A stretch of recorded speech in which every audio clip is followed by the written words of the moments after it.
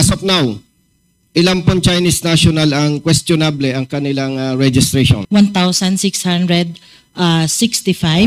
Saan po mas marami? Majority? Santa Cruz, Davao del Sur, Your Sa Davao? Yes, sir. Sa Davao, more or less ilan po ang falsified documents ng Chinese national? Yung sa investigation na around 1,500 po. May information po na napakarami ng Chinese nationals ang nagkaroon ng passport at probably nagkaroon na rin ng driver's license. Ang tanong ko lang, Mr. Chair, sa PSA, tama po ba na ang registration or birth certificate natin, ang proseso nag-i-start yan sa local civil registrar? Tama po?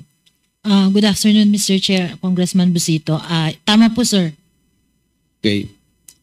So kung ang isang Chinese national ay nakapagparehistro sa local civil registrar, as far as you are concerned, the PSA, kumbaga sa evaluation ng documents, wala po kayo sa parte na yon. Tama po ba?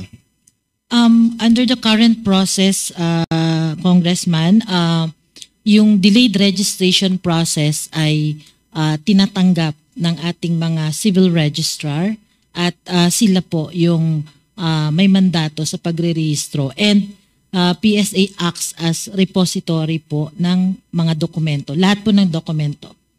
So malinaw, Mr. Chair, na talagang yung mga late registrations, particular itong mga Chinese nationals, ito ay napaprocess sa local civil registrar. Tama po? Tama po.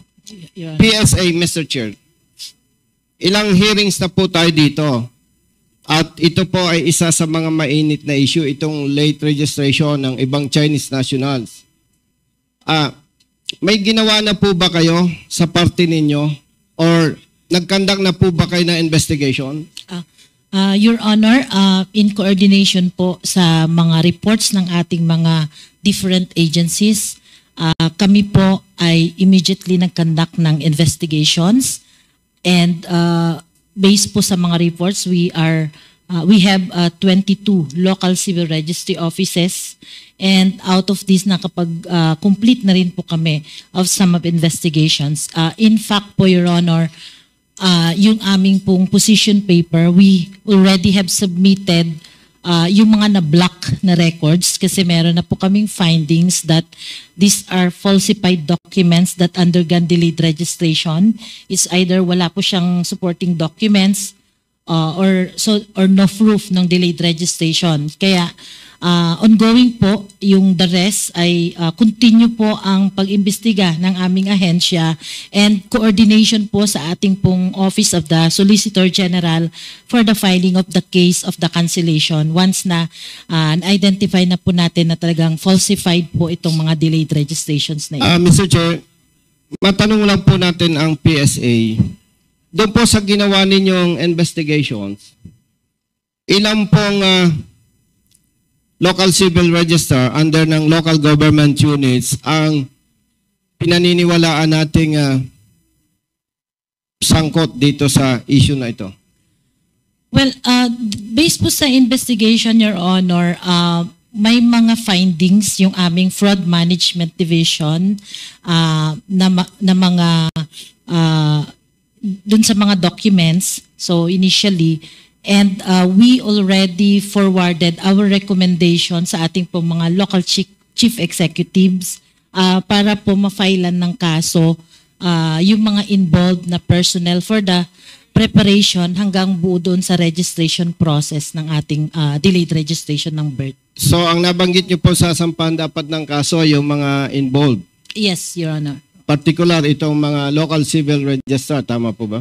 Tama po, Your Honor. Mr. Chair, malaman po ba natin sa PSA, ilan po yung, as of now, ilan pong Chinese national ang questionable ang kanilang registration? Okay, as of now, Your Honor, yung case na nasundan na po natin based sa investigation ng House of Rep tsaka sa Senate, including yung mga referral ng other agencies, is around 1,665.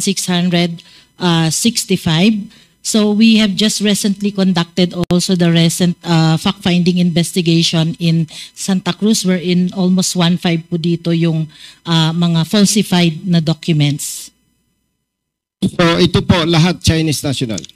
Your Honor, yun po yung findings po namin. Saang particular area po, region or cities or municipalities, itong mga questionable falsified documents ng mga Chinese national, Mr. Chair? Your Honor, I think very familiar naman no, sa Tarlac, that's one. But we can provide you the list of the local government units na LCROs na under investigation. Meron po tayong NCR, Davao, Bulacan, and some other parts. We can submit to the committee po yung list na 22 LGUs under investigation po. Doon po sa nabanggit ninyo, Tarlac, ano pa po? Santa Cruz. Santa Cruz, ano po? Santa Cruz, Davao del Sur yun, sir. Davao del Sur, and? We also have may Kawayan, Bulacan. Yung mga Pero in terms investigate of, na po dito. Mr. Chair, in terms of numbers, saan po mas marami? Majority? Santa Cruz, Davao del Sur, Your Sa Honor. Davao? Yes, sir. Sa Davao, more or less ilan po ang falsified documents ng Chinese national? Yung sa investigation na around 1.5 po. Around 1,500? Yes, yes. All the rest, more or less, ilan po? Kaya yung total na sinabi ko kanina, Your Honor, 1,665. So, Mr. Chair, are you saying, Madam, na out of 1,665, 65. out of that, 1,500 ang Santa Cruz, falsified documents from Davao? Yes, Your Honor. Ilang cities or municipalities po ang involved dito? Under our radar, sir, yung lahat na na-refer sa PSA, it's 22 local civil registry offices. From Davao alone? No, sir. National na po yun. How about from Davao? One lang, sir. One. We have one. One. Municipality or city? Municipality, Your Honor. So, ibig sabihin po, one local civil registrar alone, 1,500 falsified or late Documents. registration ng Chinese national. Tama po. Yes, Your Honor. So, with that, ilan na po ang inyong sinampa ng kaso? Kayo po ba ang magsampa ng kaso? For these cases, sir, yung latest na na-file natin is with the case in Tarlac City and with coordination sa OSG. We are coordinating with them for the cancellation of Eddie Taeyang and Jack Taeyang. And Willie Ong, Your Honor. Tatlo pala sila. So, ibig sabihin po, may mga employees na tayo ng local government units na sampahan na ng kaso. Tama po ba? Meron na ba? Meron na ba?